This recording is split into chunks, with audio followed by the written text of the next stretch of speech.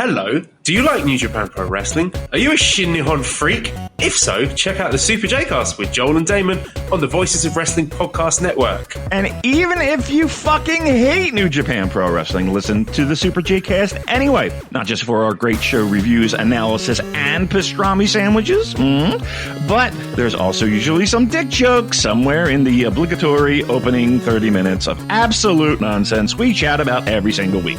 That's the Super J-Cast for all the best talk about New Japan Pro Wrestling, crisps, and pornography.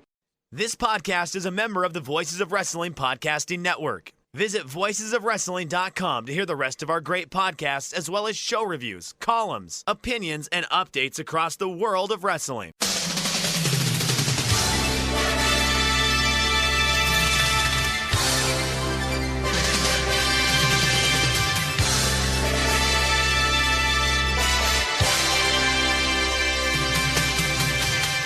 Hello everybody, welcome to the Super J-Cast. I'm Joel, joined by Damon McDonald. It is Wednesday the 16th of April 2025. This is episode 358 and a nice quiet evening. Not much to discuss. Yeah. We'll be in and out of here, half an hour probably, get things nice and wrapped up. Yeah. No. Yeah, I don't.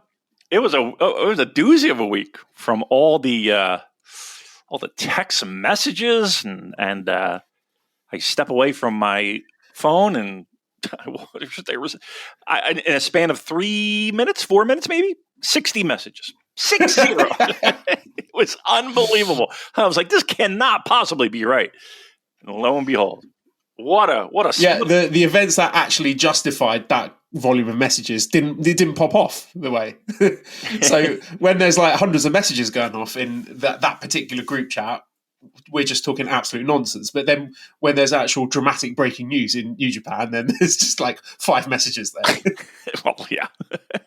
Yeah, and some too. Yeah, crazy, right? I think we're truth be told, I don't know what and what not was discussed in our Discord, but I'll let you steer the ship. Tell me where you want to go, and we will discuss all that we know up until here on Wednesday, the 16th of April at 5:47 p.m. Eastern Standard Time. It is like 10:30 at night. Joel is buzzed off of a big Arsenal win. And quite frankly, so am I. I'm happy for the dude. We should all show some love for Joel in this moment of prosperity for Arsenal. Right. Okay.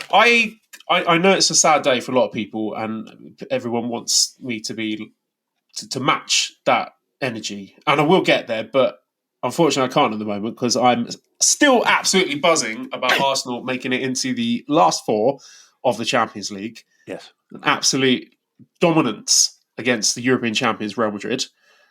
I am over the moon. We have been magnificent over the 2 legs, bar a couple of daft moments. You watched it as well, Damon. What did you think of the mighty Arsenal? They were dominant. Again, that one turnover was fucking brutal. But redemption. Scored a quick goal after that. Well, a little bit after that. But yeah. I was kind of actually surprised because, again, I'm not, Mr. fucking Champions League or anything, but it did look like they had more legs. They looked like they controlled the pace. They looked like they controlled possession, like all the things you're looking for. Like I didn't really see like a really grade A chance aside from the turnover. I didn't really see any grade A chances from Real Madrid. So, I would be fucking moonwalking right now, dude. Like you had a dominant win, and now you play. Who do you play next? They just said it. I can't remember. Paris. Yeah, it's correct. I've lost you again on the audio. Right, sorry. I'm so sorry, YouTube people. I'm going to try one more time. Oh my lord! God damn it! You missed. So when you come back, we'll just go, and that's why half the company's leaving. And that is all the news we have about that situation. We're not going to talk about it ever again. The firings, the mass exodus. Yes, they'll never let us discuss that again, Damon. We've given you all the reasons there why Tetsuya Naito and Bushi have left the company, and that is it. There will be no more discussion about that. Let's move on and talk about Windy City Riot. What did you think of Zane Jay's performance? Love it. Oh, boy. All right, so how's the audio? Are we good? Yeah, you're back now. Nice. All right. I think Joel's I don't know why it could be. I'm not drunk. I only had a pint and a half because obviously I was driving to the pub because nothing's within walking distance to me here. I don't know. I had Vampire Survivors running in the background. Maybe it was that.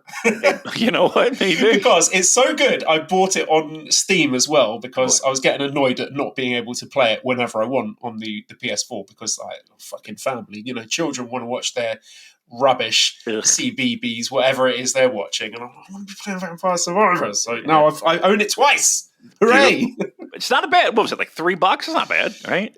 Yeah, it was so good. Like I feel like I should give more money to the makers of it because it's that great. But yeah, where do you want to start? Says the most pressing question in Super J-Cast land at the moment. Dramatic pause. Damon, are you excited about the new Pulp album? Oh yes, I am. Fuck yes, I am. That song, I'm telling you, Spike Island, new song. I love it. Fucking love it. I was in the car and. Sometimes Cheryl likes to go to like plant stores, and I kind of have my fill of the plants. So she'll go in, and I'll just kind of fucking sit in the car and fiddle with my phone, whatever. Plus, I don't want her to feel like I'm pressuring her because I'm bored. And I saw that tweet, and I saw the fucking stuff, and I was like, yes, let's pop it on. Awesome. So yes, extremely excited if that single is any indication of what we can expect. I am all in. I loved it. I love it. Right, I guess we have to talk about the bad thing now. Troy says, "Are we on the It's So Over part?" So, woke up this morning to hear the news that Tetsuya Naito is not going to be renewing his contract with New Japan Pro Wrestling, and his last date will be the Dontaku show, and I can't remember which one exactly. But Bushi also following him out the door. A lot to unpick here. Everyone blindsided by this. Let's just start. Where are you at emotionally with this statement? Well, I don't think it's good. Now, I will say that the blow was lessened a little bit in the sense of we had talked about a few times, even on the Free for All podcast here, that, contracts were a weird situation. We were in a weird time when it came to contracts. And we even specifically talked about Naito not having a contract. And I believe he voiced something about that as well. So it was a weird thing. But I will say that waking up to that news was a bit jarring at first. Look, I know people are going to kind of try to create and spin it in their head of, maybe it's not that bad. He was old and he's banged up and he doesn't have many miles left on his body, and he's working on, knees that are shot and hips that are shot and an eye socket that's always been a problem. And still, it was kind of, I don't want to say shocking, but it was a little bit of a gut punch, I think, to a lot of people who watch this product. A big name that probably, again, maybe on his downward years when it comes to in-ring, but still can draw, still was valuable. And to me, it just smells like a money situation. Now, it could be a money situation and how many dates am I going to work or what have you. Like, pro wrestling's weird in the sense that it's not like it's not like hockey or baseball or probably even football, where, agents will leak information to kind of position themselves in bargaining positioning. And you kind of get information. You don't get a lot of that when it comes to the pro wrestling. You get some stuff like I heard it from it. When it comes to finances and what people are getting paid and stuff like that. That being said, it does smell like an issue where it's like, I think I'm worth this. The company says, I don't think you're worth that.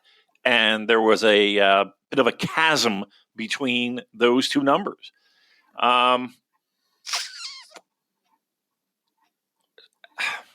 It's the optics of it is not great. Let's be very truthful here. The optics is not great. And that's Bushi aside, to be honest. You're talking about a person who came up through the ranks, through the dojo, is a guy. Like, Naito's a guy. And to just have him walk away does feel like a little bit of a gut punch.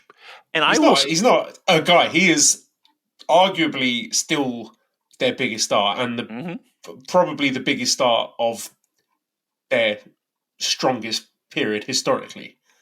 He's up there. Like, let's put it this way. If it's not Tanahashi or Okada, it's Naito, right? I don't think anybody moves past him in that pecking order. It's the optics are terrible. So I guess the next thing is like, so what does that mean? So look, I think everyone still to this day is a little bit gun shy when it comes to contracts and positioning in the backstage, contract situations with everyone in New Japan. And I think all the laws and all the things you think would be normal went out the fucking window with Okada. I'm sorry. Like if they're going to let a guy like that walk, like anything can happen. All bets are off. Correct. And so we'd heard the contract stuff. We read about it in Tokyo Sports. Mm-hmm. All the evidence historically pointed towards Naito using Tokyo Sports to work and to have storyline stuff run. So there were some people telling us, actually, there might be more to this. There's quite a significant, like a majority of people in New Japan working without contracts. Naito's one of them. And then other people saying, yeah, he's out of contract, but that's pretty normal. They'll figure something out. They always do. So it wasn't something that we took that seriously. We just saw the Tokyo Sports stuff. Oh, he's working. And then wake up this morning. Oh, fuck, he's gone. But here's the thing, though. Don't you think that's the problem? Because nobody took it seriously. That's the struggle here to try and contextualize this.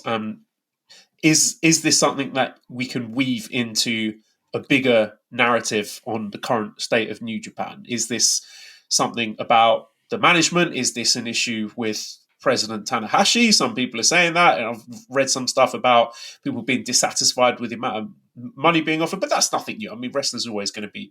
You're very rarely going to get wrestlers speaking publicly saying, "Oh, yeah, I'm getting paid plenty. Thank you." I'm getting paid what I'm worth." Right? And there's also the element to it where Chris Sams has been sharing some really interesting stats about just how frequently Naito was wrestling. So I'm wondering, again, there might be lots more information dropping, so that by the time people are listening to this might be completely obsolete and I might sound like an idiot, but I'm wondering if he felt he was wrestling too frequently. Maybe. Too many matches, too many Road 2 shows, too many multi-man tags, and was not happy with his own level of performance and wanted to maybe take some time off or work fewer dates. And then the company, that's where the impasse came. Maybe they're saying, well, okay, if you work in fewer dates, then we can only pay you this much, or please don't work fewer dates because you're still a massive star and we need you. Okay. And say that sentence again. And now say, and here we are. Because guess what? If that's the case, I need you more, but I'm going to turn my back on you. Like, that seems preposterous. Like, to me, the idea that there wasn't any common middle ground that could be reached. And here's the thing too. I know that New Japan put out their tweet and their press release and all that stuff.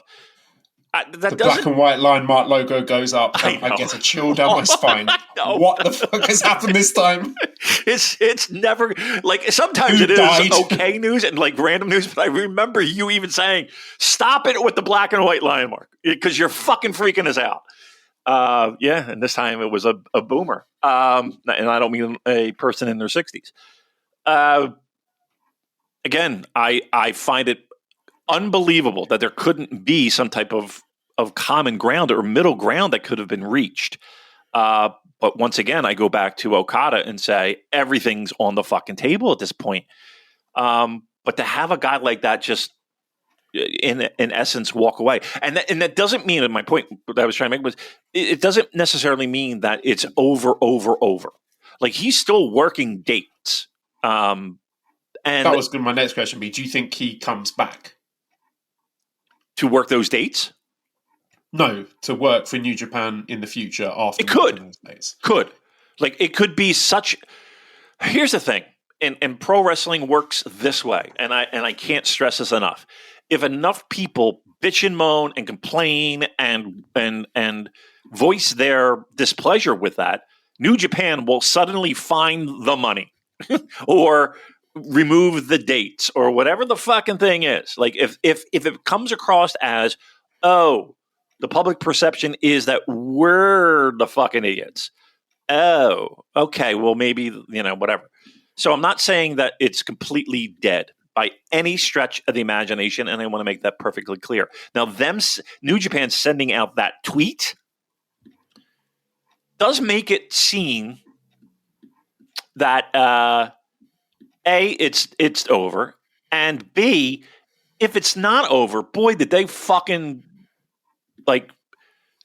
they went all in on a 5 and a 8 offsuit. You know what I mean? Like if they're trying to position this or imagine going to the bargaining table again after they do that. So yeah, you think if he was just taking time off, they would say Naito's going to be taking some time off to get surgery. We wish him well and look forward to seeing him again soon. There was something felt quite definitive about the statement that was put out. Correct. So again, that hurts the chances of it happening, but I can't say it won't happen. Just because, again, I think this company. I mean, as something as silly as when Chris Charlton was having his issues, like version 1 of his issues, and they were going to take him off commentating, and everybody was like, "Fuck no, that's ridiculous." And the feedback, and they flooded that inbox. That's for sure.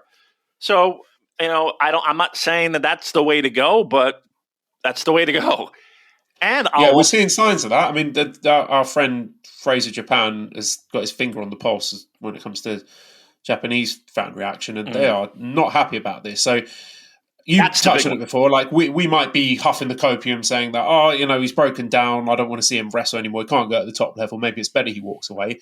There are a lot of fans who are going to be devastated by this. Yeah, because they're not fucking imbeciles like we are. They're not they're not looking at every bit and piece of it.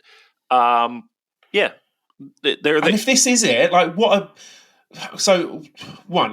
compartmentalize that and say, yeah, he's probably done as a top wrestler, and maybe it is for the best, blah blah blah. But this just feels wrong to not let him have the send off that he so richly deserves.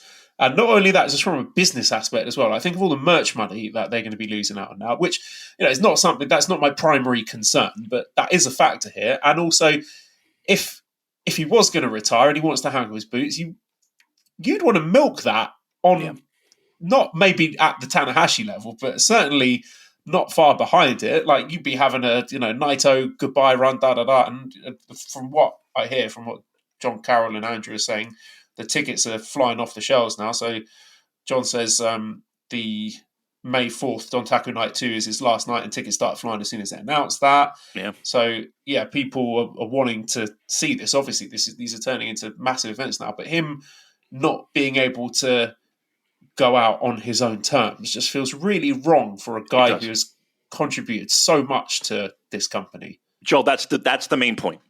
That's the main point. It's a guy who, again, came up through their system, and he's held every title there is to hold. He's, again, top 3 in arguably one of the biggest boom periods of New Japan's existence. And to have him just, unless Naito's demands were so preposterous and outrageous. I gotta lean on the company and say, well, what, how are you benefiting from this? How is this a positive for New Japan? Like you're not. I don't know. It feels like a contract negotiation between a free agent and a team, and the free agent just finally having enough and saying, you know what, you don't value me, and I'll test the market. And trust me, you don't think Tony Khan's salivating right now? You don't think? Really? You think? Oh yes. Oh yes. Oh yes. Tony Khan, Naito is his wet dream. Seriously, he would. He's salivating. And here's the thing too. It's not like it's okay. So where else is Naito going to go and make Naito money? DDT? All Japan? Like, it's the only place he's going to make money. Like, where else is he going to go? So that kind of sort of does devalue the value there, because negotiating wise, he doesn't have a fucking leg to stand on. Pardon the pun. You don't have a leg to stand on. So if Tony Khan comes to the table and says, hey, you know what, work, I don't know, 7 big shows a year, whatever the case may be, maybe a TV taping or 2, he would fucking do it in a heartbeat. So, yeah. That was going to be my next question. Like, where do you think, what's the next step for him and Bushi? Like, do you think they're going to be doing some independent stuff, like the startup, like, I don't know, Ingobernable produce shows or something? Because already they've cancelled the show at the Tokyo Budokan, which was basically the Naito Bushi show anyway, because that's right where their most loyal fan base is. I think that's their hometown or something. So now New Japan have thought, well, there's absolutely no point running that show at all if there's no Naito and no Bushi. Oh, if they ran that show, Joel, that they would be booed out of the fucking building. If they ran that show without Naito and Bushi, hell, Tony Soprano. It would be fucked. It would be sabotaged by some unruly fans. I guarantee that there'd be some unhappy people. So they had to fucking cancel it. Joel, I help me. I can't think of another place he could go besides AEW. John says Tokyo Sports just dropped an article pretty much since we guys started talking. Okay, John, let us know what it's about. Give us the cliff notes. I don't know. Like Noah, is that something that you think he would do? Okay, now that's an interesting promotion. I mean, because they've got the money presumably to probably offer him a more equitable deal than Bushi Road. Noah's not a bad option. No, it's not a bad option. He can work a style there that might be a little bit more hard hitting, but less stressful on, joints and limbs. He's probably going to get a Kenta type deal, right? If he did. That's interesting. That is interesting. That would probably be about the only Japanese promotion I could say. So John says no real huge news from the Naito Bushi interview, except Naito said he wants to make the most of his time he has left, and he wants to bring Naito to more local fans in areas New Japan doesn't reach. So John adds, it doesn't sound like he's retiring. Like Kansas City, Missouri. Rev should have put the KOPW title on him. He could have done the rural revitalization gimmick. Yeah, I don't know, man. I think it's just another step in that. Oh, New Japan can't hold on to talent, even though, if you dig deep, there's probably logical reasons for both sides of the argument. But at the end of the day, I cannot side with the company on this one. It just doesn't make much sense to me. Again, unless I think jobbing to Callum Newman would send anyone off the edge and getting a world title shot.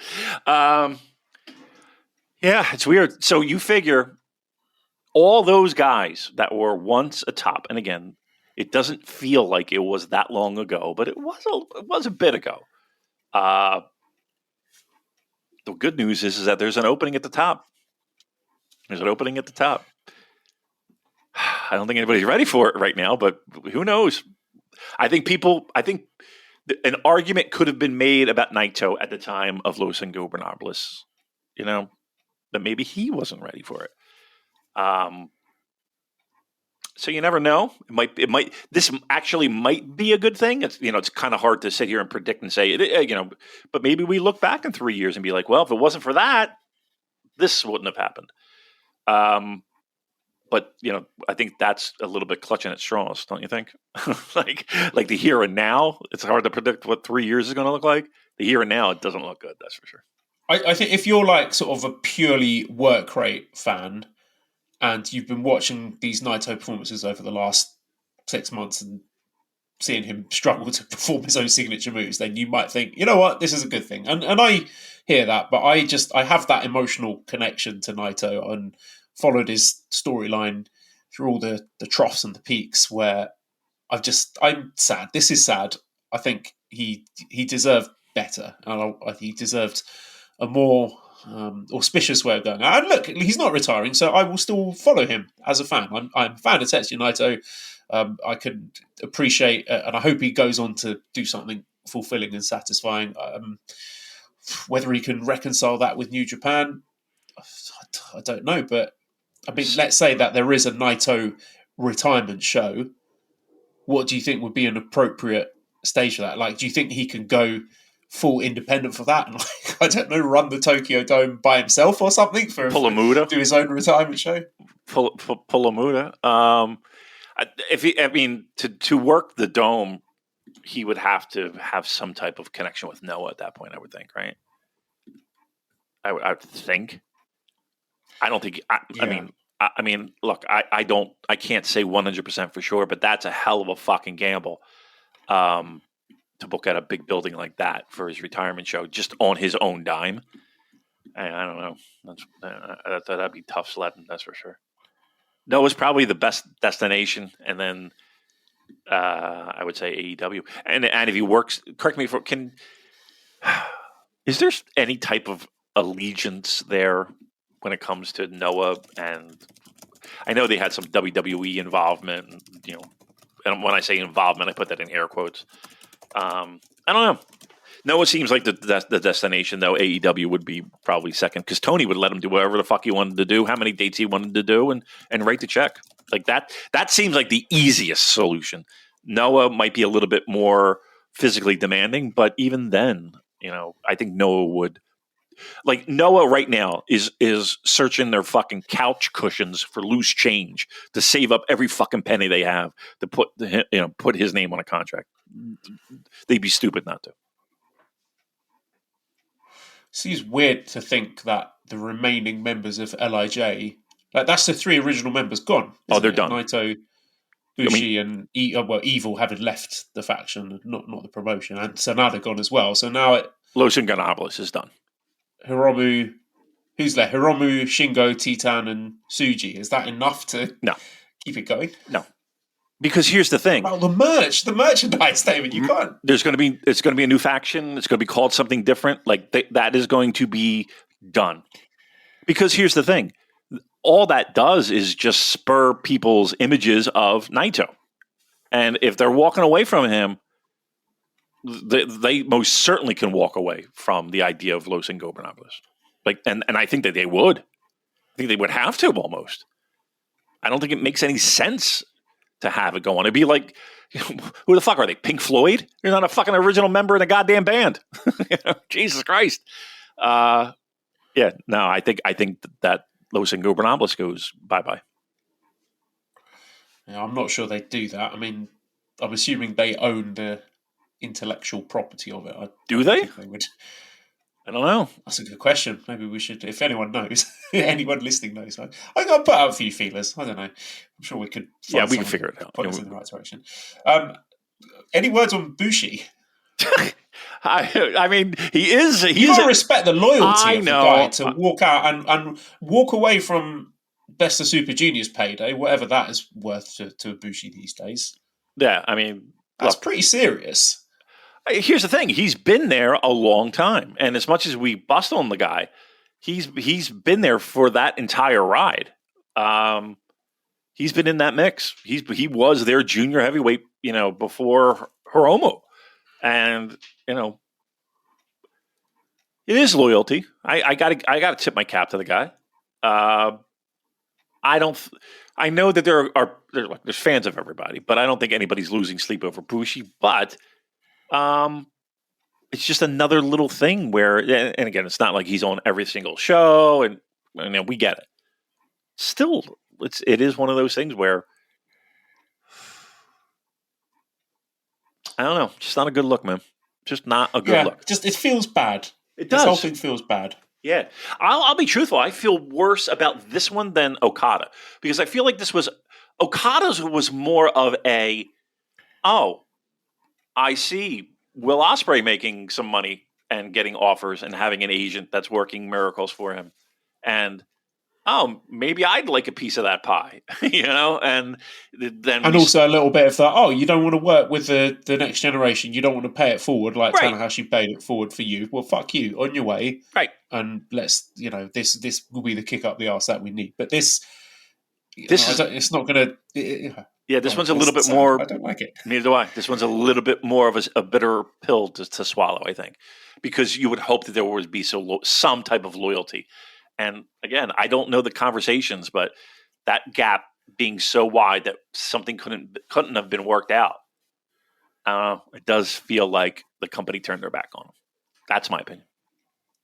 Red Bear Hugh says, who should replace Bushi in Best of Super Juniors? I think throw Daiki Nagai in there for the experience. Jacob Austin Young, it is your time to shine. Might be. I mean, it might be. Listen, it's going to be a person who's okay losing more than they win. Let's put it that way. And that name is more than adequate, more than fine. Best of Super Juniors is not going to miss a beat. Let's put it that way. Got some quite funny questions here that came sort of after the fact, which is just quite amusing to look back on with everything that's happened here. Fire away. Andrew, so it is right before the Bushi stuff, the Naito Bushi stuff dropped, saying, is Callum Newman versus Naito the Dominion main event? Well, is it possible that Callum Newman wished on a monkey's paw to main event a sold out show for the world title? So yeah, it all comes down to Callum Newman. He's radioactive. Everything that he's touched has turned to shit. The partnership with Jeff Cobb, which I suppose we'll move on to now. Okay. And yeah, now he's got that main event at Dontaku, but at what cost? I mean, a lot of people were speculating that Naito Goto was going to be the main event for Dominion. So now, who the hell knows where we're going with that? I don't think they know. No. You know what I mean? I don't think they know. Yeah, look, it's. I mean, all this does kind of. Like when we were sitting there scratching our heads of why would they drop the tag titles? And it kind of makes sense now, don't it? Like that's yeah, they completely put themselves in the corner. Like, fuck, do we put it on this team where one guy's leaving, or this team where one guy's leaving? Right. I mean, where's Chase Owens and Bad Luck Farley when you need them?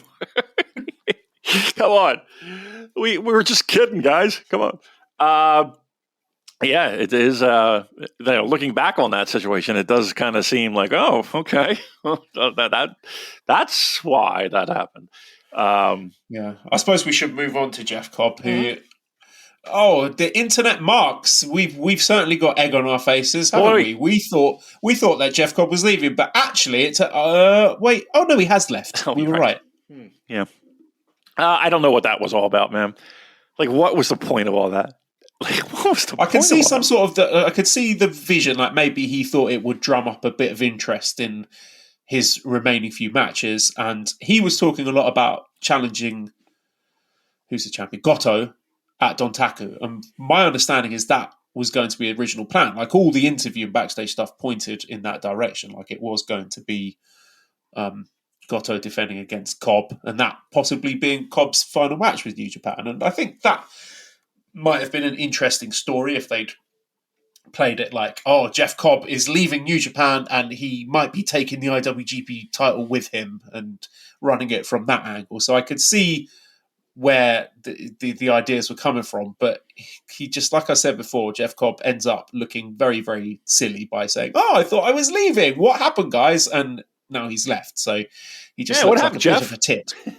Well, WWE asked you to start working sooner than you thought. That's what the rumors and the whispers are suggesting. Is that what the internet is saying? That's what the internet's saying, but the internet's always wrong apparently, except when it's right. But or we say it. Yeah, I mean, Jeff Cobb was one. I think most of us fans have sort of come to terms and be like, okay, yeah, fair enough. He's given what?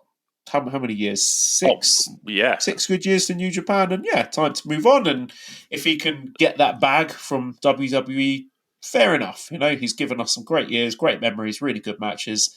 That kind of sort of, what's the word I'm looking for? Sort of refreshing of the roster turnover. Roster turnover is good, right? Mm-hmm. And I think that's fine. It would have been nice to, and again, I think he is also someone who deserves a nice spot to go out on, and it seems I think his last match is going to be it'll be the singles match with Tanahashi, if I'm not mistaken, which is like the third match on the card. So again, I've seen some clamour from some voices in the Japanese fan base thinking that should be a main event now, that should be elevated, because you might not think it, but Jeff Cobb does have some hardcore fans in Japan. And again, however it's gone down, I know like the conventional thing is to be like, oh, you're going to WWE, well, fuck you then, we never liked you anyway. But he is another person that I think deserves a chance to say goodbye to the fans properly for giving many years of loyal service to New Japan. Why wouldn't they give that to Naito? I agree. Stop whispering at me. I agree. I'm sorry.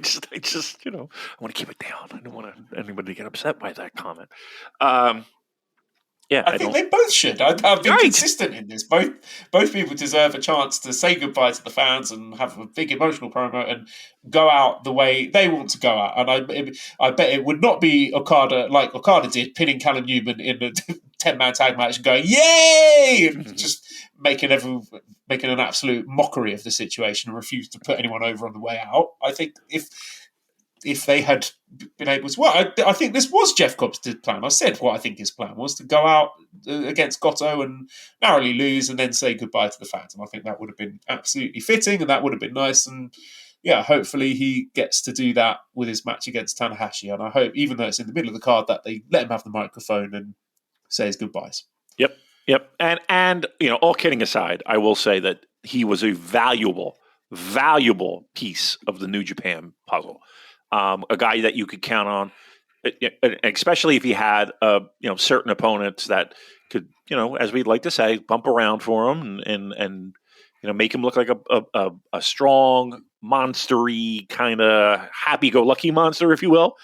Like he definitely served a purpose and a role, and I think his time in New Japan was very good, very good.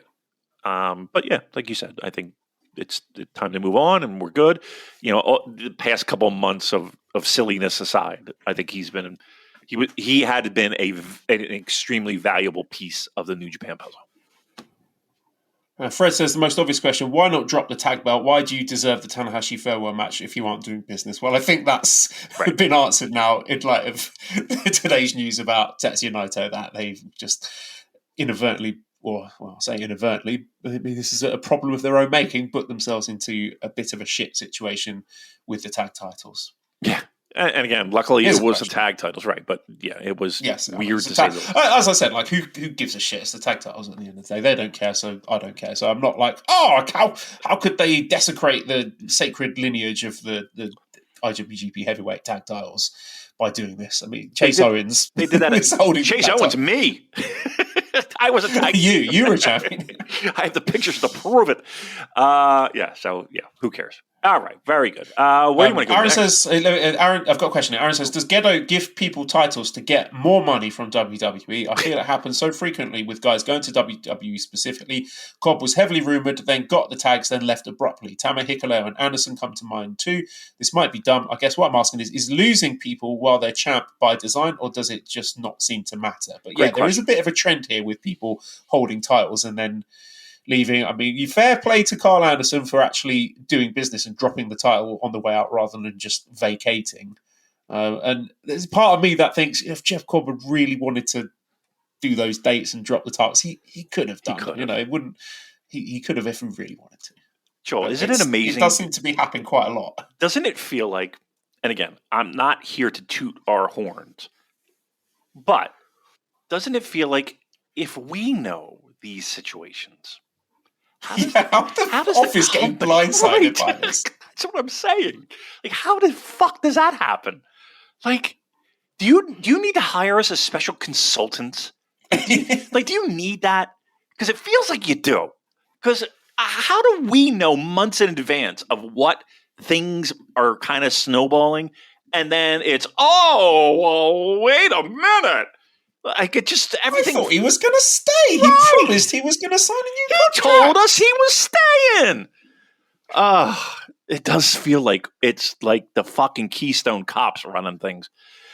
All right, like how do we know? How do we know? God damn it! All right, well, Jeff, it was case Sarasara. That's not what I want to say. It was nice knowing you. Have fun. Have fun in the Fed. Have fun in New York. You're dead to us. Hard cameras over there, pal. Right. Right. What should we do now? Do you want to do Windy City Riot or talk? Yeah, let's do Windy City Riot and then do Rush Through the Dawn. I thought you wanted to do. Dun, dun, dun, dun, dun, dun, dun, dun. I want to give you some goosebumps on your arm. No. Okay, come on. So The Rock tweeted at, in social media, him wearing a line mark shirt with Rubik's Cube. What do you think that is? Do you want to know? Well, I hear. Is this where like the Naito money? Sorry, Tetsuya, we've had lots of years of loyal service from you. We cannot pay you money anymore. Yeah. Why is that? We're saving up for something. What are you saving up for? Well, can't quite say. But here's what I did hear, and just play along. Do you smell that? If you smell, it's not the Caesarea. It's not the family restaurant cooking. No, it's not. It's not the yakitori. Can I ask you a question and just play along with this bit, please, if you could? I heard Molly was she took up the bass guitar. Yeah. She played a little bit of a song. It kind of goes bum bum bum bum bum bum bum bum. She's really good, and I heard her first performance is going to be January 4th. No. That's what she told me. Yeah. She's playing. That's true. I don't know if there's a building big enough to hear that bass line on a big show. I don't know. It could be. I don't know. Here's the thing. She's gotten so good that you would think, gosh almighty. I mean, there's probably she's probably headlining it, right? Probably headlining the Dome, I would think. Because, I mean, just that bass line, she's got it down. She really does. How's that? How's that for dancing around? Connect the dots, you fucking idiots. She is also extremely bald. Yes. Look, you know what she needs with that bass guitar? Probably needs an air guitar. Right? No? Do you think at the Tokyo Dome, Molly playing she's like fucking John Taylor and John Entwistle combined with the bass. She probably needs some air guitar.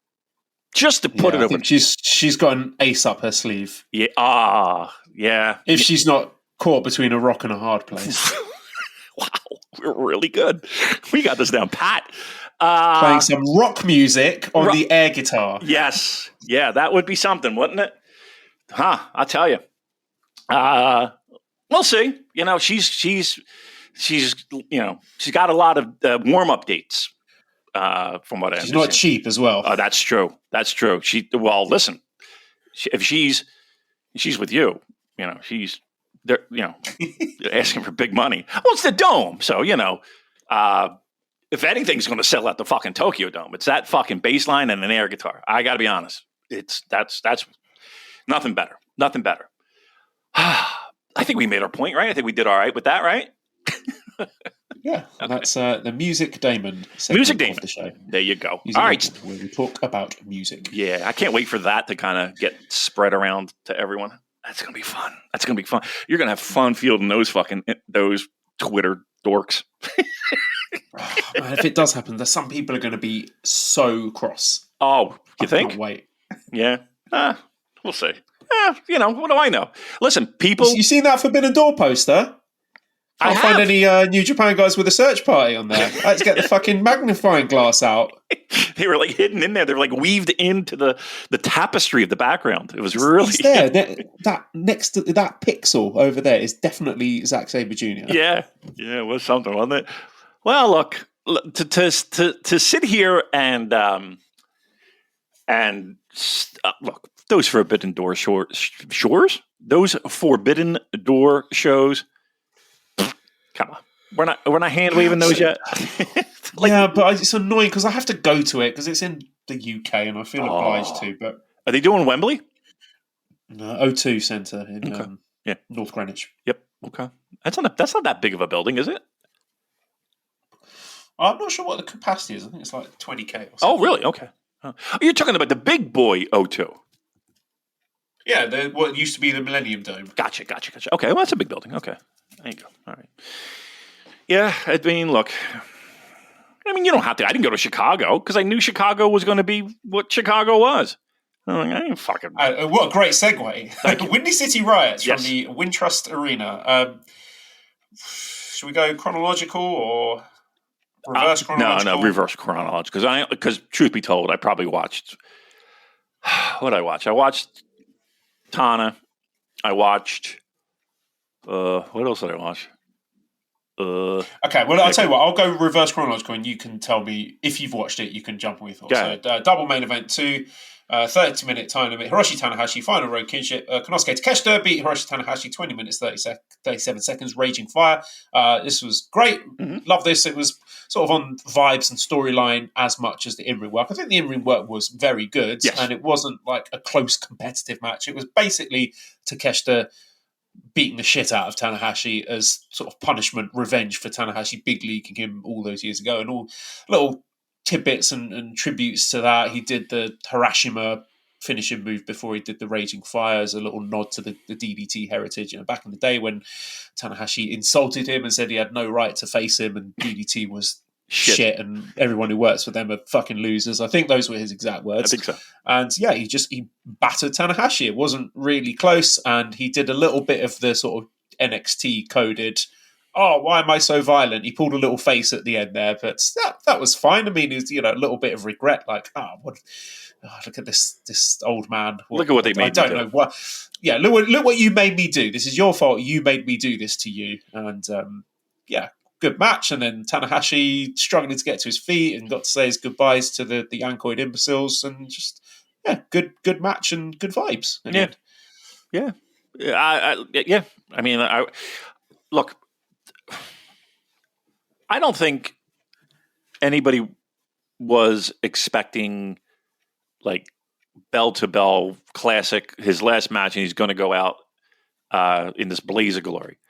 I think everyone kind of expected this is a New Japan retirement tour kind of match, competitive to a certain degree, but at the end of the day, it's an older guy who's on his last legs against a guy who arguably is the best guy in the fucking company. So I think if you were going there thinking, well, Tanahashi's got to get the win because it's his last match, and then no, it's just the opposite.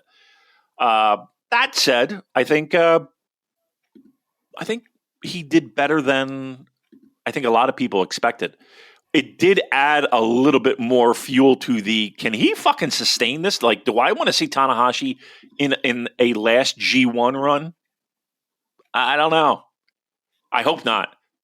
I really hope not. But it was good. And I think here's another thing too. I think the crowd was, I love the fucking point fingers at a US New Japan show crowd, but I didn't hate the crowd here. I think they were fine. I thought they actually helped the match a little bit. But yeah, it's, I find it hard to believe that that's his last match though. Truth be told, like Tanahashi feels like a guy that you might see him in the ring 2 or 3 years down the road, it's some kind of he feels like he's that kind of guy. I could be dead wrong, but, yeah, it was more than fine. Let's put it that way. All right. The match that preceded that was the IWGP World Heavyweight Championship. Hiroki Goto defeating Shota Umino, 20 minutes, GTR Kai. Damon, we're taking the cake out of the oven again. You're taking a big bite of the cake. Is the cake ready yet? Is it cooked? Is it delicious? Nope. Oh, no, it's yucky. It's still all sort of doughy, uncooked, gooey bits in the middle. Not in a good way. It's like, it's all like raw egg. It's all grit. This cake is not. It's still not ready. Still not ready. No, I think there's a lot of people that would agree with that. And that is by no means me saying that the match was horrible or terrible or it just. I'm trying my damnedest. Sorry, Will says, at what point do we have to admit that Shota is a psyop that has been specifically created to make us go insane? Look, I'm trying desperately to not go into matches with him on can we just end this kind of mindset? It's becoming more and more difficult, to be truthful. In fact, there's no connection with the fans. They don't want to see Shota as a babyface in peril fighting from underneath. Like, there's one way that we've seen to make him work and that to make this match work, and that is them smacking 7 shades of shit out of each other. Fans want to cheer for cool guys. The only time Shota has looked remotely cool is when he was beating the piss out of Finlay and Cobb. And that was for 5 minutes total. Yes. Between the 2 matches. And the US fans didn't sound that keen on him. They loved him last year when he was working with Jack Perry, and in spite of his babyface coded behavior in this match, him locked in a chin lock, trying to stay conscious, reaching for the ropes. That ain't it. The fans do not care. They're not buying it. And like you said, the match was solid. There's just absolutely no emotional investment in him. Whatever they tapped into in the New Japan Cup final feels like it's been lost at this point. So I'm just like, what are we doing here? What is the long-term goal in having him as this specialist in failure, to coin a Jose Mourinho phrase, who's lost 2 world title matches and a cup final by April? Like, what did Shota gain specifically from this particular match with Goto? What are we doing? What are you doing with this cake? I don't know. They don't know. It feels like I wish I had an answer. It is baffling to me. And again, in that short stretch of all this heartbreak and all this turmoil in this man's head, he's gotten more opportunities than anyone I can remember in recent modern times. And please don't ask, well, what do we do with show? I had no fucking idea. I have no idea what you do at this point. And the funny part about it was, just as I said, it didn't feel like there was anything that continued on, right? Like, there was nothing that was like, oh, there's the hot angle. Oh, there's nothing, right? Nothing. Yeah, is this going to be the launching point for the big heel turn and start his new faction? Oh, no, it's nothing. Mm-hmm. 1, 2, 3. Thanks for coming. Drive safely. Right? I don't know. Joe, look. I think the majority of the people that listen to this nonsense are in agreement. He's not it. And the company really feels like they don't have an idea of what to do with the guy. and to sit here and tell you that I have any fucking fathomable idea of where we're going with this dude at this point, I have no idea. It would just be pure speculation and conjecture and based. Book him to win the G1, Damon. That's what I'm scared about. Tell me they're not going to do it. They can't. Give me percentage chance. They can't. A percent that he wins G1. They fucking will. I bet they will do it. All right, listen. How about this? G1. What is it like? When does it usually end? August, first week of August. Do we know? Do we know the last date? We do. We should, right? We should know the last date. What's the last date, Joel? The last date of the Grade 1 Climax this year is... I'm going to have to go to page 2. All right. Because I'm going to make this interesting. This work is going to pay off for you. Trust me. Sunday, August the 17th. Okay, so I will be long gone by then. My thing was going to be, if Shota won G1, I will take you and the missus out for a wonderful 5-star dinner in central London on me, if you won. But I will be long gone at that point. I was going to buy you dinner anyway, by the way. What can we bet? If he wins, something we'll figure it Tokyo. Out. We'll figure it out over pints. But yeah, I'll make it so that by the middle of the G1, you are rooting for Shota. All right, how about that? We'll make it worth your while. But there's no fucking way. I would say there is a 10% chance he's winning fucking G1. 10%. But that's going to come up in the conversation with the booking committee. Yes. Well, this hasn't worked. What about if we book him to win the G1 Climax? Maybe the fans will accept him then. Oh, you think Daddy's saying that? Is that what you're saying? You think Daddy's putting in a good word? I think Daddy is going to throw it out there. I think it's already been thrown out. I think it's already in the universe, if you will. I don't think he will, though. I pray to God that they don't. There are so many other people I would fucking throw in as the G1 winner over him. I'm gonna have some faith and say there is a 10% chance he wins G1. All right, well, we'll stick a pin in that and isolate this audio for looping it. Oh, it's going to be a hell of a summer, isn't it? I'm gonna Johnny Cash at the ready. Hey, and look, we've got lots of other stuff to look forward to. Young Bucks, a little vignette teasing Anderson and Gallows. Woo! facing the War Dogs at Resurgence. So, look forward to that. We got some spots opened up in the G1 Climax this year. So, little Doc Gallows, huh? Is that what you want? Yeah. Okay. Boy, I would do anything in my power to not have either of those anywhere near G1. No, I think I personally have no idea. But, correct me if I'm wrong, these are U.S. shows, correct? Yeah. Okay. Resurgence is a Yankoid imbecile show. Yeah. I'm hoping and praying that we don't see them. Because here's the thing. Again, we know all the reasons. We know who's responsible for this. I don't do it on these rubbish strong shows in the mid card where I don't care. Don't get them. Don't let them anywhere near an airport or a plane. Whoever was responsible for not letting Kenny Omega into Japan, get them on the line. Yes. Is it Harold May? Where's Harold when you need him? Where is Harold when you need him? I want these two bald frauds blackballed from the country of Japan. Yes. I'm with you. And again, we know it's double R pulling strings here. So we know it's just a matter of time, right? And again, if they want to be mid card Resurgence, I got no fucking. Who cares? Go and wrestle the world class Wrecking Crew. That's the match. Fill your boots. Have a trilogy with them. That's fine. Shave your head and eat the hair. Each other's pubes. Pubes. You can have that one for free. So we had a special singles match. Zack Sabre Jr. defeating David Finlay, 50 minutes, 20 seconds. Zack Driver, You've Been Tangoed edition. Weird. Not quite as good as the New Japan Cup match, but still a very good match. I think the Yankoid Imbecile fans maybe sort of didn't appreciate it. They're too thick to appreciate good wrestling.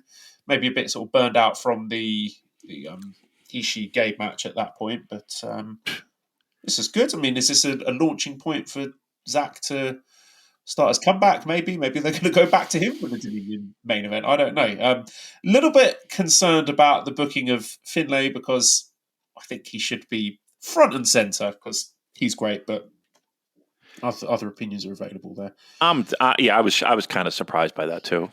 Truth be told, but he's cold, right? He's cold right now, and I think Finlay should be kept hot.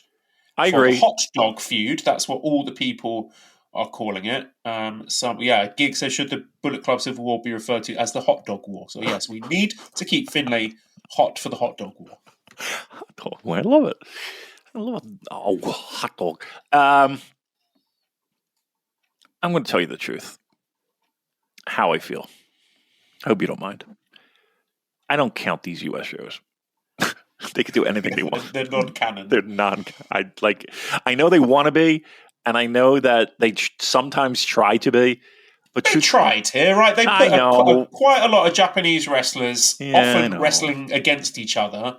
This was more New Japan-ish than a lot of these other strong shows have been. Okay. I pretend they don't happen. How about that? And whatever happens on these shows stays on these shows. Correct. So that's my personal opinion on that. But your results may vary. But yeah, I don't care who wins or loses on these shows, because to me it means fucking absolutely nothing in the entire in the entire scope of the year. And again, this is a company that does love to just kind of sometimes forget things have even happened. I'm gonna chalk up these U.S. shows as that. So fine, no worries. David Finlay loses. It does seem on the surface coldness has set in. We're fine. People won't even remember this show come year end awards. Yes. Will you remember Titan and Tetsuya Naito defeating El Fantasma and Rocky Romero in a tag match on this show? That's definitely happened, despite what you and other people may think.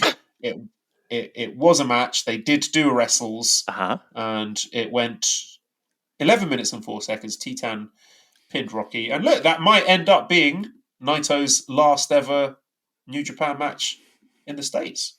Looks like it will be at this point. And I think Rocky Romero knew that even back then when he booked it.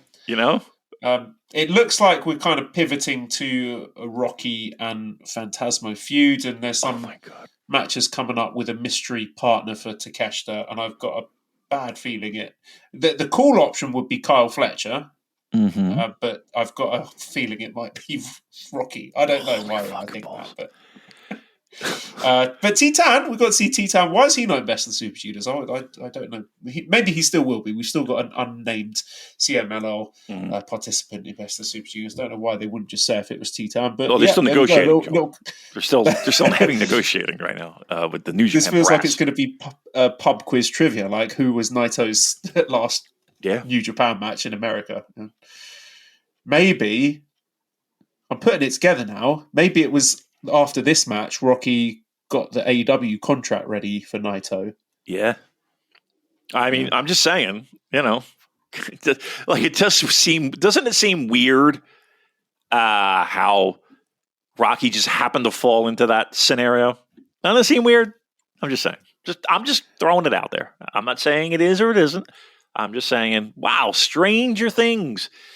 Rewatch this match and zoom in the little moments where Rocky is getting Naito doing an Irish whip and whispering in his ear, "Don't sign a contract when you just come and join AEW. I have a blank check.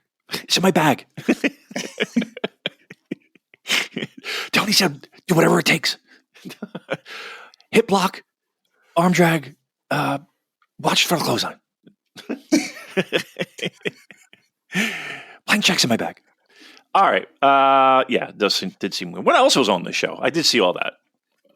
We had a strong open weight championship Iron Man match where Tomohiro Ishii defeated Gabe Kidd, 34 minutes 5 seconds, vertical drop, brain buster. Ishii wins 2-1 in sudden death overtime. I hope this is Gabe losing upwards. Like, it feels like the sort of match that would have been appropriate for Gabe a year ago, but I didn't really like the level of pantomime villainry. It felt incongruous to his recent character development because he was pretending to be a dog doing a wee on Tomohiro Ishii, which was disrespectful. Just a bit. See, like not that he should be a pure babyface at this point, but the heel work felt a bit cheap and excessive. Felt like cheap heat. And I don't think he should be losing to the old guy who couldn't get through the G1 qualifiers. But like you said, it's a strong show, so it doesn't count. And the Yankoid imbeciles love Ishii, so fine, make him strong champion. I don't really care. But I am a little bit concerned at the lack of capitalizing on Gabe Kidd after how we were buzzing after that match with Tsuji. Yeah. And it feels like they've not really used that, especially with all the stuff that's going on. Like, this is the time where you should be getting behind someone like Gabe Kidd. Now, that said, like, maybe that will come. This was a good match. It was sort of 25 minutes of chopping, usual strong style tropes. Yeah. I thought it got more interesting after that. And look, they worked really hard. The crowd seemed to love it, so I'm not going to moan about it too much. It was what it needed to be for this spot. Yeah, but it was very predictable in that you knew we were going to that sudden death bullshit. Like I said it last week. Like they wouldn't have that step if they weren't going to go the distance. And yeah. I don't know, man. Yeah, I think we actively ruined it for some people by stating that there was that sudden death stipulation. Yeah, I mean, come on, people. That said, yeah, I mean, look, hard hitting, of course. It did feel a little bit like they were playing the role of New Japan Pro Wrestling, hard hitting style kind of thing. Like, all right. Yeah, I'm kind of in the same boat as you when it comes to Gabe, though. Like, I like to see a little bit more momentum going in. I don't know. Not to say that he's like there's anything wrong right now, but like you're kind of looking ahead and like, okay, I'll tell you what's pretty interesting though. And again, I'm sure you're well aware, and you'll be on the edge of your reclining chair. WrestleMania weekend. Joel. And Gabe Kidd's got a little blood sport action going on with, if I'm not mistaken, Josh Barnett. I think that'd be fun. That might be the most interesting thing this whole fucking weekend, to be quite honest with you. Yeah, let's say I'd like to see him heat it up a little bit more. I'd like to see something continue that momentum. Not to say that we're cold as ice, but a little bit. And I think that can be expected. We'll see. But yeah, fine match. Fine, hard-hitting pro wrestling match. We had NJPW Strong Openweight Tag Team Championships. Jarrell Nelson, Royce Isaacs defeating Kevin Knight Kushida, 11 minutes, 5 seconds. Hush Money. TJP sitting ringside eating crisps. He wants to challenge West Coast Wrecking Crew. It's him and I think it's Templario. They're going to challenge for those. Solid match. I think they should have belted up Intergalactic Jet Setters and put a title on Kevin Knight to capitalise on the buzz that he's got. He says he's not going to be a junior for long. He says this will be his last best of the Super Juniors because he wants to be a heavyweight. But this was absolutely fine. Yep. A heavyweight. Everybody wants to be heavyweights, Joe. Everybody wants to be a heavyweight. Good for them. All right. Fine. Let them be a heavyweight. Doesn't that suck though? Like I don't know. The idea that everybody like where juniors are is not the end goal for a lot of them. I don't know. I guess that's at the end of the day, you're going to make more money as a heavy. You're going to be in bigger spotlight matches. Even on the bigger shows, the juniors matches usually are third, fourth from the top. Yeah. I blame Rocky Romero personally. Oh, is that right? I blame him for everything. No particular reason. I just wanted to. When in doubt, blame Rocky. All right. So we had a strong number one contenders match: Mina Shirakawa against Azumi, which 11 minutes 43 seconds double count out. I was enjoying it a lot until the finish. I feel like I've been unfairly dismissive of Mina Shirakawa. Either that or she's improving a lot, but she was good here. We know Azumi's an excellent wrestler. It's a shame they felt the need to do the double count out, and that was telegraphed as soon as they started pissing about on the outside. And they're going to do a 3-way match, I think, at Resurgence, but that doesn't mean I have to like it. Yeah. Why? Can I? I mean, I'm saying this with all respect in my voice. Please don't take this the wrong way, but take it any way you want. I don't give a shit. Do we really need? Do we need a women's title? I think it's good to have women's matches. I know you hate women. Oh, hold on. Just even you thinking about women wrestling on a New Japan show makes you vomit with rage. Right. But I think women should be treated equally and fairly and get the same opportunities as men. And I know you hate that idea, Damon. You're probably going to just stop the podcast. Well, actually, what I really want, radical feminism. What I really want, Joel, is for them to work main events but get paid less than the guys. That's what I want. That's what I really would love to see. Finally, a pro wrestling company stand up and take that stance. That's what I think. No, that's silliness, of course. No, I'm saying it's a title that, like, we have an IWGP Women's Heavyweight Champion, correct? Sure, I take your word for it. Right. That sounds right. It sounds plausible. Sounds. I've heard that before. I'll tell you what we need. We need strong women's tag team championships. Yes. And IWGP Women's Tag Team Championships. Now you're talking. And I think Bad Luck Fale and Chase Owens should challenge to make an even playing field for all look, again, it's more of is this a thing that people, I don't want to say care about, but do people care about it? I don't know. I'm just trying to unpick the logic here. Like I think they want Mina Shirakawa in that match at Resurgence because they think she has some Western appeal for the Yankoid imbecile perverts who like that stuff. And lost all I'm saying, confidence they lost the confidence to run with the superior match, which would have been Mercedes against Azumi. That would have been very, very good, but they've bottled it because they want Mina in that match, and Tony doesn't want her getting pinned, so then Azumi's going to be there as the pin eater. Just do the fucking singles. That's what I'm saying. Come on, thank you. Come on, people. Thank you. That's you know what? All kidding aside, that's all I'm saying. Just do the fucking match that people want. You know, not that people want. Do the match that I want. Oh, me specifically. Gotcha. My bad. It is about us at the end of the day. Very good. All right. Again, we're kidding people. We are the main characters of New Japan Pro Wrestling, and that should be. No one should forget that. You need to be regularly reminded. First match here was TJP beating Tom Lawler. Jesus Christ! 12 minutes 13 seconds with a Mamba Splash. Like, God bless Tom Lawler, who is, dare I say, more credible as a heavyweight than his opponent here. And if I were in charge, it would be Tom to be flown over to Japan, and maybe he could be the new leader of United Empire. God knows they need some clear leadership now. But setting aside my own preference in where TJP is best utilised in the company, this was a good match. They had good chemistry. Mm-hmm. I would like to have more Tom Lawler in New Japan.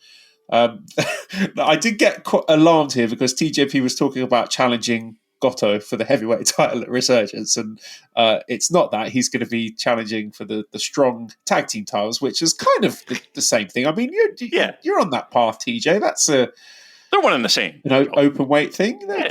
Yeah. I mean, listen, if I'm a pro wrestler and I want to make my stamp, on the industry as a whole, nothing says that like the strong tag team championship. Yeah. What are we doing? What the fuck are we doing? All right. Again, these shows don't matter, right? This is like whose line is it anyway, right? The points don't matter.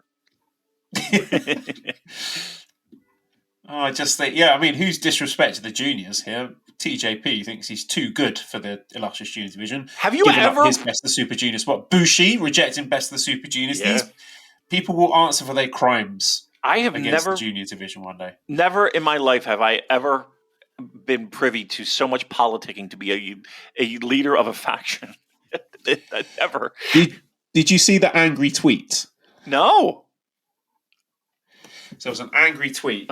Directed at you? From no, it wasn't. Thank God. There's a first. All right. It was.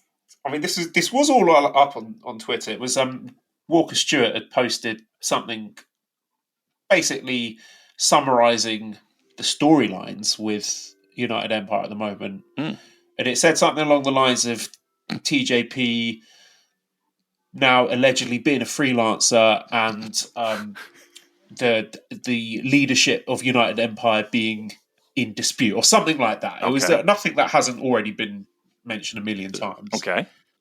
But there was a grumpy tweet response from TJP. Yeah. And I'm trying to find it. It's in our group chat, which has got about a bajillion messages in it. I can't go. But I will find it. So bear with me. And the tweet was deleted from. Oh, he deleted it. He deleted it. Okay. And when I first looked at it, I thought it was fairly innocuous. I didn't really see. He was angry at Walker. Well, yeah. So have you? So this TJP said, "Have you guys ever thought about not making our jobs harder with the narratives you create? Some of us get left holding the fucking bag." Woo!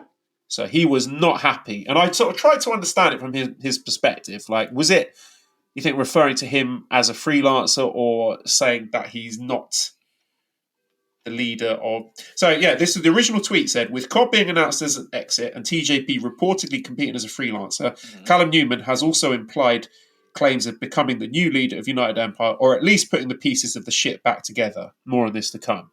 So, like, purely storyline stuff, I didn't think there was anything really egregious there. But do you think... What do you think? I mean, yeah. Who would have? Why would that be an issue? I'm to play devil's advocate. Go ahead. Call it maybe referring to TJP as a freelancer, or disputing who's the leader of United Empire, or saying, yeah. Is there a problem with that? Yeah. I mean, look. Again, I don't understand this fascination with being the leader of United. Why is he obsessed with this? Why would he tweet that? Like, is that like a silly tongue-in-cheek tweet, or would you? Well, he deleted it. No, he sounded genuinely upset. Yeah. No, so Walker deleted the tweet. The tweet from TJP that says, "Don't make our jobs harder.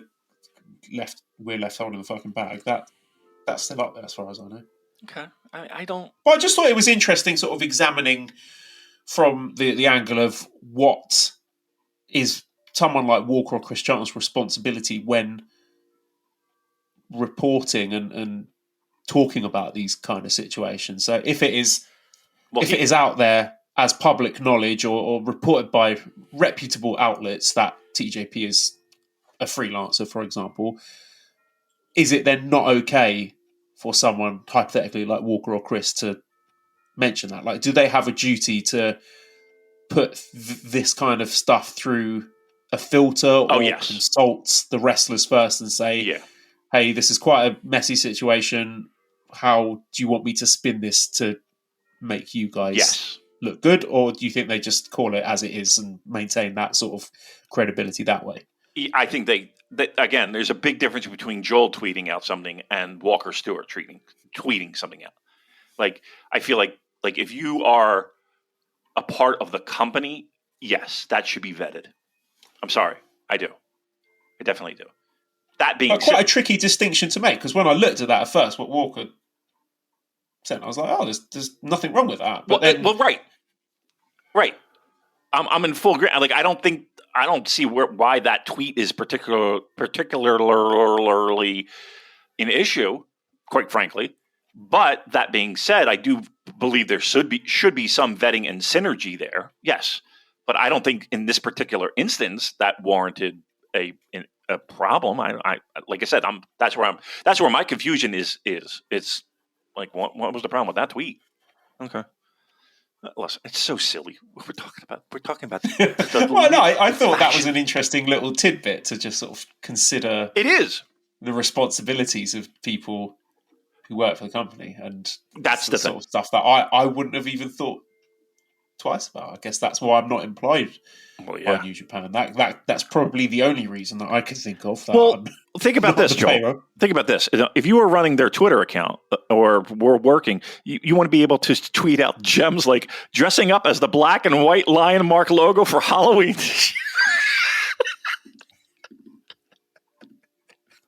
That is the fucking funniest thing. It wasn't my best one this week. Did you see my one about the tariffs? Let me see. Let me hop on the Super JCast Twitter account. See here, Justin. That one was an absolute banger and upset all the right people as well. Which is my benchmark for a good tweet. I see clearly see a tiny Tanahashi. Osprey's nipple. Before that. All right. I see the Callum Newman one. I see that. I'm fed up with the trade deficit between myself and New Japan Pro Wrestling. Is this the one?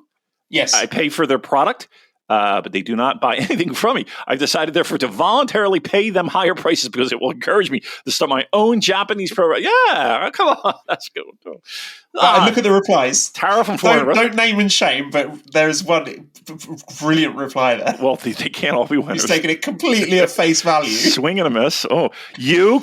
Start a new promotion. You have no funds or the guts. Hey, that's not serious. I was howling when I saw that one. Oh, why not? Listen, we can start our own promotion.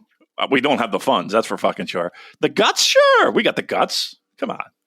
Out there. We got the fucking balls. The fucking balls. I got that. Wait, hey, listen. No, I won't play because then Dan's got to edit it in the middle of a fucking show. You know what I mean? And also, I need to start putting the audio on Patreon. So I'm going to ask you, I know this is a behind the curtains thing, but just to send me the audio as well. And I'm just going to put it unedited on Patreon because the patrons would like to have the podcast audio before the plebs. And I think that's absolutely fine. I think so too. I will make sure that is done. Consider it done, people. Immediately. I don't want them to have to wait a second. Well, I don't know about that. Actually, no, I should be able to download it myself, shouldn't I? Well, yeah. But you want the finished file, right? That Dan sends me, right? No, I want the raw audio files, the Joel file and the Damon file. You can pull that right off. Yeah. Okay. Yeah. When it's done, we should be discussing this off the air. No. It makes it more interesting. They get to see what the high energy production values that we have. Once it goes to how we wait around for 99%, the 1%, to fucking go through space and come to me. Once it's done. It's there. That's when I want it. Yeah. Yep, and I don't close it. So, like, literally, when I say, all right, I'll send it to Dan tomorrow morning, my computer literally stays right there. So it's all you have to do is download. All right. Zane J defeated CJ Tino, kick in the Strong Survivor match. 8 minutes 57 seconds. Boston crowd. Blah blah blah. He'd been listening to you, Damon. He's relinquished the Strong Survivor title because he knows it's an active hindrance to his career, and he's moved to Japan. And I like Zane J. I think he ticks all the boxes that you'd want from a young lion. He's tall. He's got a good body, good physique. He seems to have a strong work ethic. He emotes and sells well. He works well from underneath. He's got the snap, crackle and pop.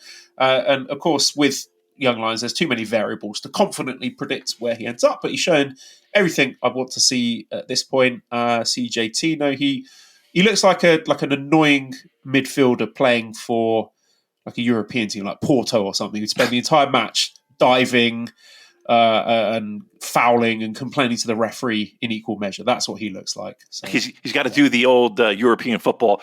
Point at your chest and then shrug your shoulders. Point at your chest, shrug your shoulder. Waving imaginary yellow cards. Right. Yeah. So great.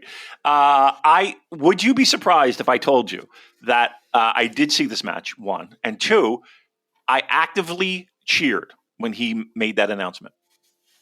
Yes, he did that just for you. I thought about you immediately. Right, you should, because I mean, if I of all the nonsense things that we bitch and moan about, that's like top 10 on my list, and finally I can check it. I can check that box off. I never have to mention it again. Fantastic job, wonderful. I wish nothing but the best, and the end of that nonsense gimmick. Love it. Okay, so final thoughts on Windy City Riot. I would say scale of 1 to 10, I would give it a Solid 5.5. Fair. I know there's a lot of people who actually went to the show live who are a lot higher on it. Oh, I'm sure. Us. And yeah, it's got the live bump for a lot of people, which is fair enough. I can imagine if you were in the building for that, and especially if you are a Yankoid imbecile, then it's going to land. So hurtful when you say that. I don't teach you. Should I stop saying it? It's not my fault, people. It's not my fucking fault. All right, good. I'm sorry. It's Rodney Hugh Plonker on Reddit. He coined the phrase first. I'm lovingly borrowing it from. It hurts my heart. Who I don't think likes me or us, but yeah. if his username is a reference to my favourite bit of the Ricky Gervais XFM podcast, Rodney, you plonker! Don't call me a plonker, you freaking wanker! Shit himself again. If you know, you know. Right, I'm going to move on. I'm constantly closing and restarting this YouTube stream because for some reason, like after 5 minutes, it just stops picking up your audio. Boy. Which is really annoying, but I've just been trying to do it without making a fuss. Seamlessly. So, yeah, apologies for people who've been... You're not getting a refund. Let's put it that way. You're not getting a refund, but I will get the nice audio up to everyone pronto. Let's I'm going to just quickly have a glance through these Dontaku cards and shows. Just to let you know what the highlights are. All right. So we have got a lot of shows. We've got Will The Rock be on any of these shows? Yeah, he's at Korakuen Hall, actually. Fantastic. Dwayne Johnson versus Bushi. No, it's not. So we're starting Saturday in Korakuen Hall, and there is Tanahashi versus Jeff Cobb. So that's the final Jeff Cobb match coming this Saturday. Who do you think wins? That's quite a good one. Jeff Cobb wins. I wouldn't have a problem with Jeff Cobb winning. And usually, when someone's leaving the company, I'm like, oh, they should lose on the way out. But I think Jeff should win. Main event here is an elimination match. Again, should they put the Cobb Tanahashi match as the main event? Maybe. Something to think about. Some fans would like that. Then Monday, Edion Arena, Osaka. We have absolutely nothing of interest. It's all just tag matches. There's nothing there. We're going to skip that. Okay. Tuesday, also Edion Arena 2. We've got Masatori Yasuda versus Jacob Austin Young. Ooh, there we go. Singles match. Taguchi and Goto versus Akira Newman. No, there's nothing here. No, Dustin off Taguchi. Main event, ELP and Despi against Great Khan and Templario. Wednesday, Ehime. I don't even know if this is televised. We've got a Yuya Uemura homecoming match. 10-man tag as a main event, so nothing of interest there. Kochi, Friday, April 25th. Nothing interested there either. Wow. That's all just tag matches. And I don't know which of these are televised. We've got Wrestling Red Zone in Hiroshima. Let's go. Sun Plaza Hall, Saturday, April 26th. Scrolling. Special tag match, Umino and Yuya against Shingo and Tsuji. Here we go. This is quite interesting. 7th match, special tag match. Hiromu and Naito. In Hiroshima. Against the tag team of Tomohiro Ishii and Taichi. I like that tag team. Interesting. That's Tomohiro Ishii and Taichi. Yeah. How'd they come up with that one? Well, I see just 4 guys got subsumed into Hontai. Oh. Okay. Yeah. Main event for that is the vacant IWGP Tag Team Championships being contested between Bishamon and Callum Newman and Great O'Khan. So I guess at least 3 people in that match are going to be leaving New Japan or undergo some sort of terrible misfortune, because that's the way things are going right now. Then we've got another Road 2 show. Nothing good on that. The Rock is not on any of those shows, correct? The Rock is not on that. Okay. We've got Wrestling Hizen no Kuni Saga in the Saga Arena. For this one, we have got TV Championship match, ELP Great O'Khan rematch. Okay. We've got the Junior Tag Championships. Fujita and Robbie Eagles defending against Master Huato and Yo. And main event, Junior Heavyweight Championship match, Despy defending against Templario. That should be pretty good. That's not bad. Then we've got a Kumamoto show. Nothing good on that. We have a show from Ichikikusukino. Ichikikusukino. I like that. You're fluid. That's a good name. You really are. Fukuoka, then Wrestling Dontaku. It's 2 nights again. Why? Right, so night one. Why would they do 2? Murashima against Daiki Nagai. First match, Wato, Yo, Oleg, Yano against Fujita, Robbie, Hartley Jackson, Ryohei Oiwa. Second match, Taka, Taichi, Ishii, Yuya against Bushi, Hiromu, Naito, Tsuji. Third match, Taguchi, Yoshihashi, Goto against Jacob Austin Young, Great Okan, Callum Newman. Fourth match, Jado and El Phantasmo versus Konosuke Takeshita and X. Do you see the issue here? Do you see the problem with these Dontaku cards?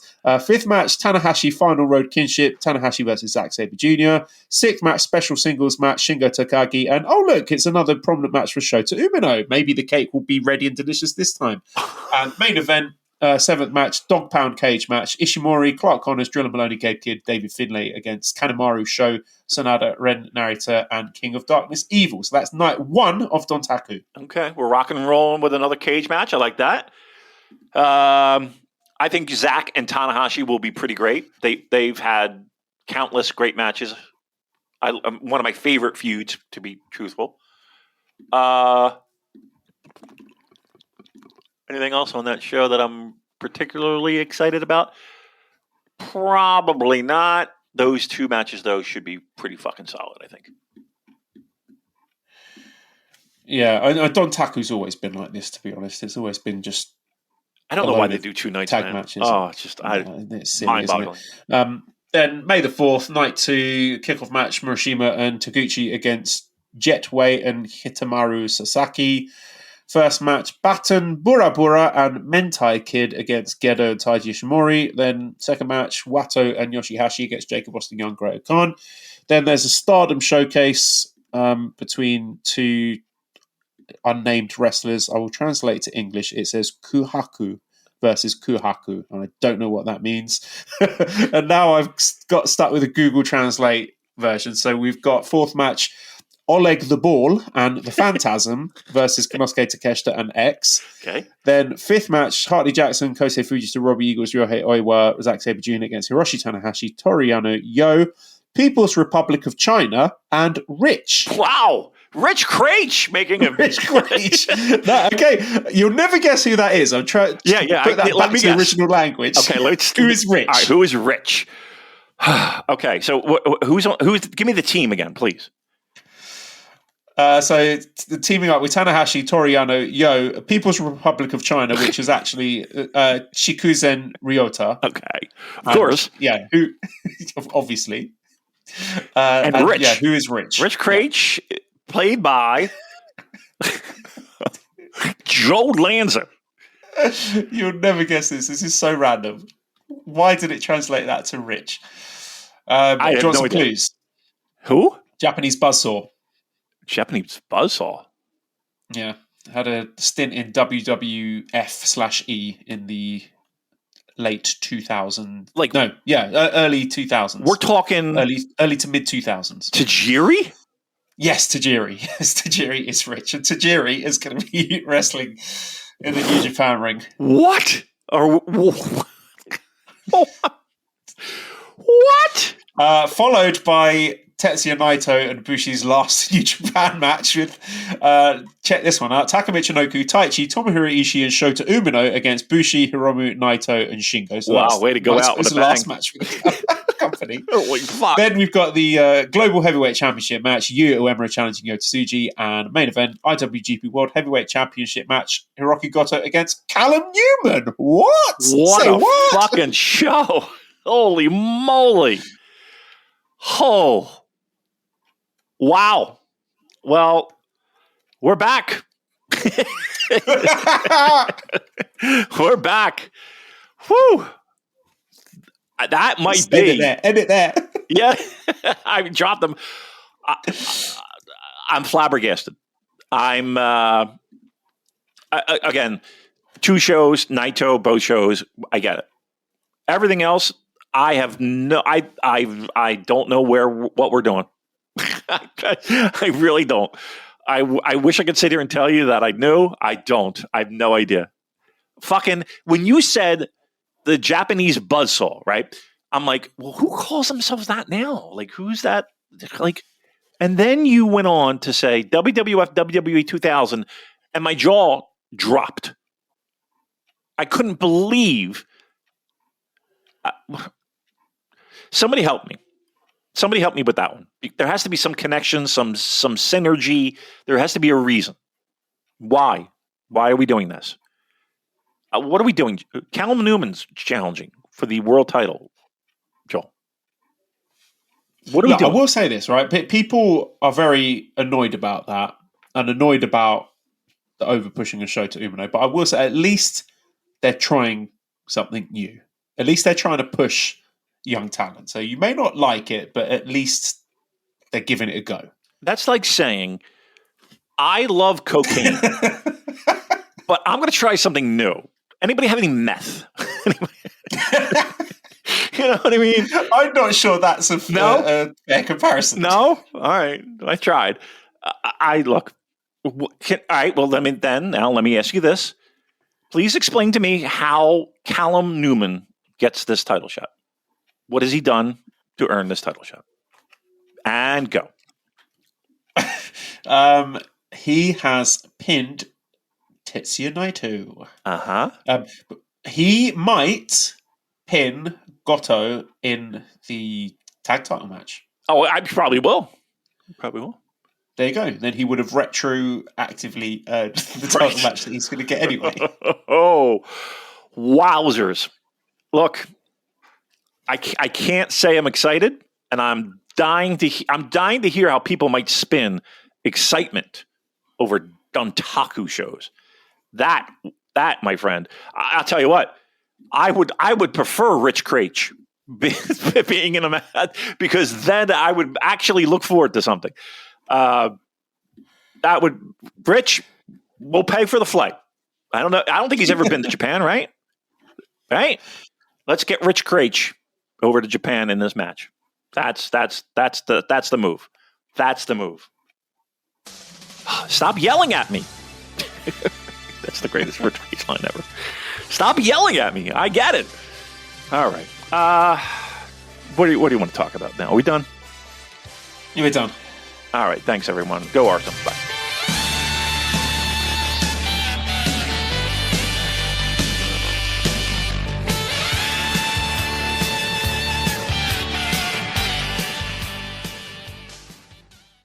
Hi, I'm Case Lowe, co-host of the Open the Voice Gate podcast.